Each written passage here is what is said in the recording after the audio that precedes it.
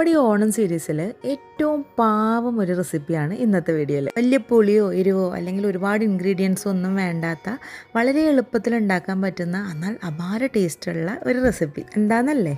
ഓലൻ. ആള് ചെറുതാണെങ്കിലും ഒരുപാട് ടൈപ്പിൽ ഈ ഓലൻ വെക്കാറുണ്ട് പല ആൾക്കാരും. എന്നാൽ ഞങ്ങൾ എങ്ങനെയാണ് വെക്കാറുള്ളത്? അത്യാവശ്യം വലിപ്പമുള്ള ഒരു കുമ്പളങ്ങ വേണം. ആ കുമ്പളങ്ങയുടെ തൊലിയെല്ലാം ചെത്തി അകത്തെ കുരുവെല്ലാം കളഞ്ഞ് ഇതുപോലെ ചെറുതായിട്ട് കനം കുറച്ച് കട്ട് ചെയ്യുക. ഇനി വേണ്ടത് 2 പച്ചമുളകാണ്. ഇതുപോലെ രണ്ടായിട്ട് നടുക കീറിയിട്ട് ഇട്ട് കൊടുക്കുക.